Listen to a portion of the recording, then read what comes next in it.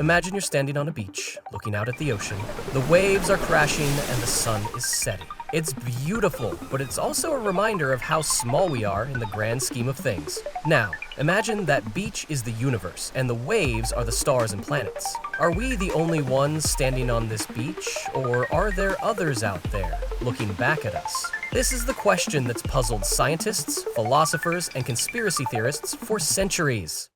Are we alone in the universe? It's a question that seems simple, but the answer is anything but. In fact, it's so complex that it's led to some of the most fascinating and bizarre theories in human history. In this video, we're going to explore the science, the conspiracy theories, and the philosophical implications of the search for extraterrestrial life. We'll look at why we haven't found anyone yet, what we're doing to search, and what it might mean if we actually succeed. But most importantly, we're going to have fun. Because let's face it, the idea of alien life is just plain cool. So grab a snack, sit back, and let's dive into the mysteries of the universe.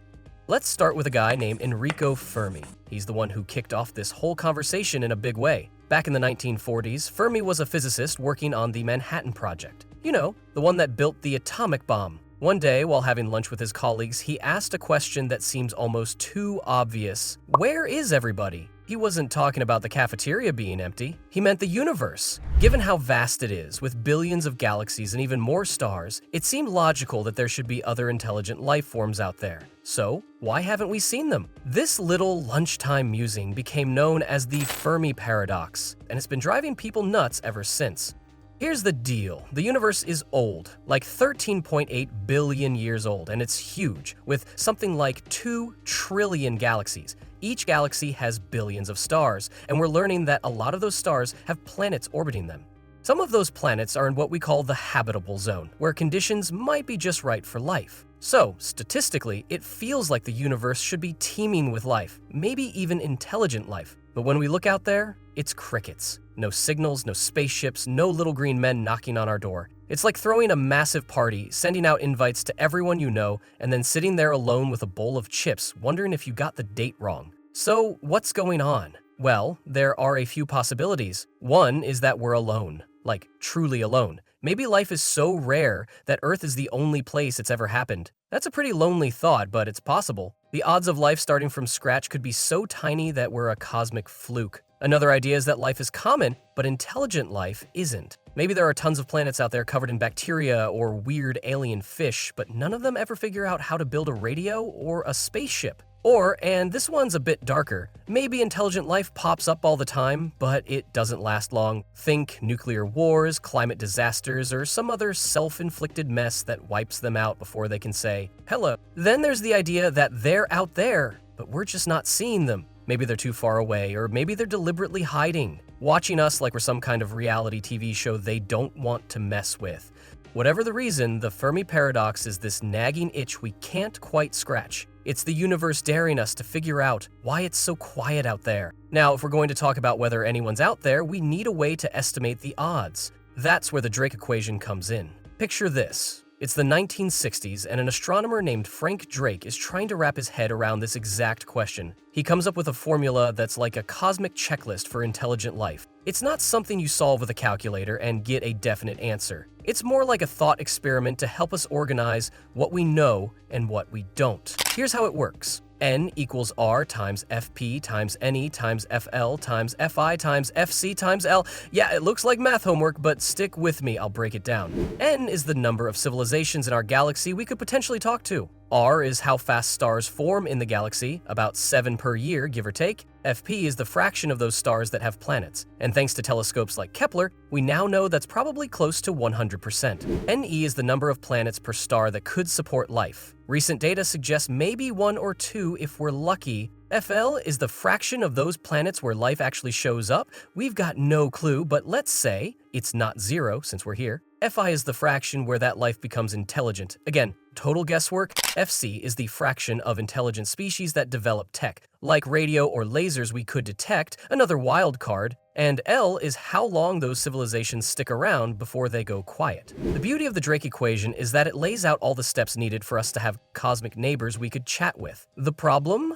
Most of these numbers are question marks. If you plug in optimistic guesses, you might get thousands of civilizations out there right now. If you're more pessimistic, you might get a big fat 0, or just us. In recent years, we've gotten better at filling in some blanks. We've found thousands of exoplanets, and a decent chunk of them are in that habitable sweet spot. But the big unknowns, like how often life starts or how long civilizations last, keep it a guessing game. It's like trying to figure out how many fish are in the ocean by staring at the surface and hoping one jumps out. So if we're serious about finding these hypothetical neighbors, what are we actually doing about it? That brings us to SETI, the search for extraterrestrial intelligence. This isn't just a sci-fi plot, it's a real thing that's been humming along since the 1960s. SETI is all about listening to the universe, trying to catch any sign that someone's out there broadcasting.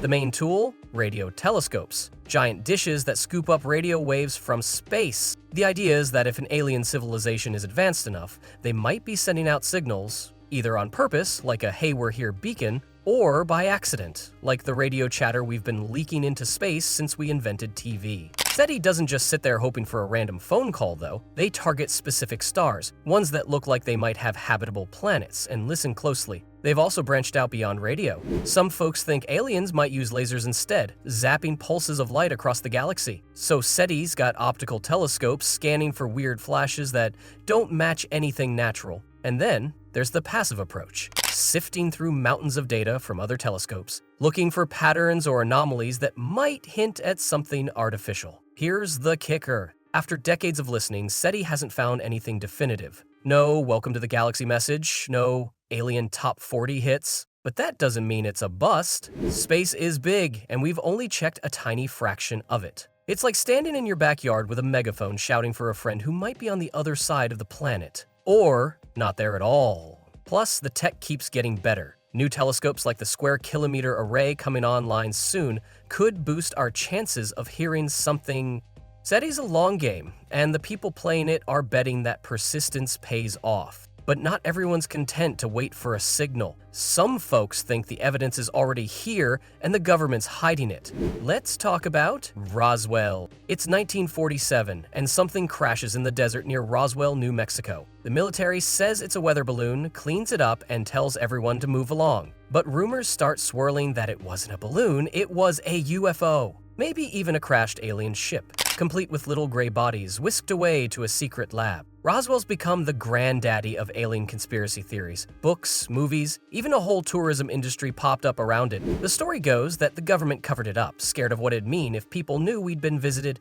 But let's dig into the facts. The weather balloon explanation wasn't just a random excuse. It was part of Project Mogul, a top-secret program to spy on Soviet nuclear tests using high-altitude balloons. The debris they found, foil, rubber, wooden sticks, matches what those balloons were made of. Declassified documents from the 1990s back this up. No alien tech, no bodies, just Cold War spy gear. Does that kill the fun? Not entirely. It's worth asking why the military was so cagey at first, feeding the speculation. And sure, it's possible they missed something or didn't tell us everything. But the simplest explanation, backed by what we know, is mundane. Still, Roswell keeps us wondering, what if? Then there's Area 51, the sequel to Roswell's blockbuster. It's a real place, a military base in Nevada, so secret the government wouldn't even admit it existed for decades. Naturally, people started whispering it's where they took Roswell's supposed UFO, reverse engineering alien tech, or dissecting visitors. The secrecy doesn't help. Restricted airspace, armed guards, and a keep out or else vibe. Here's the reality. Area 51's a testing ground for cutting-edge military stuff. Think spy planes like the U-2, or stealth fighters like the F-117. Things that looked pretty alien when they were new.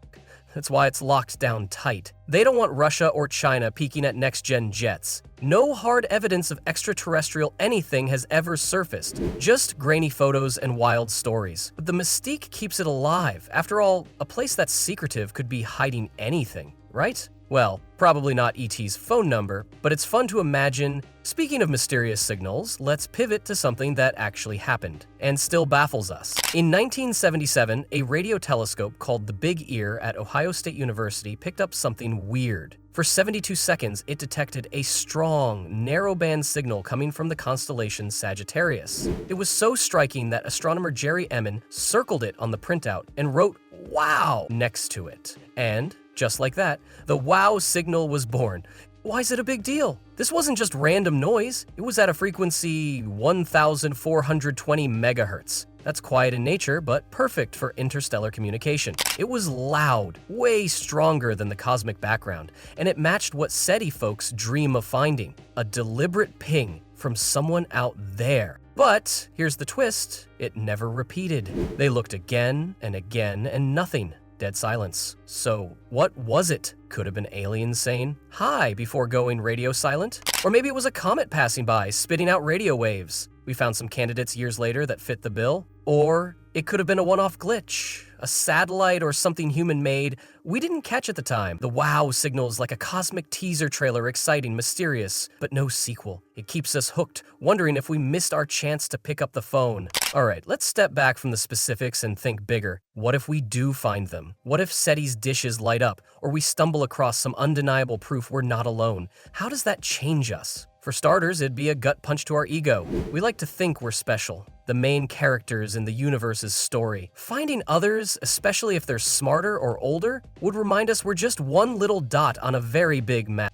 But it could also bring us together. Imagine the headlines, the global chatter, "We found aliens!" Suddenly, our petty fights over borders or politics might feel a bit smaller. We'd be part of something cosmic, a neighborhood we didn't know we lived in. Of course, it might not all be warm fuzzies. If they're advanced, are they friendly? Are we ready to meet someone who might see us as ants? Or worse, a threat? Stephen Hawking once warned that shouting into the void might not end well if the wrong crowd hears us. Then there's the deeper stuff. Science would go nuts. New questions about life's origins, evolution, technology. Philosophy and religion would have to wrestle with it too. Are we still created in God's image if there's a squid person out there praying to its own deity? What's the meaning of life if it's not just our story? It'd be chaos, but the good kind. The kind that forces us to rethink everything. In the end, discovering alien life would be the biggest "I told you so" or "whoops, my bad" in history, depending on who you ask. It'd rewrite our place in the universe, for better or worse. But even if we never get that call, the search itself matters.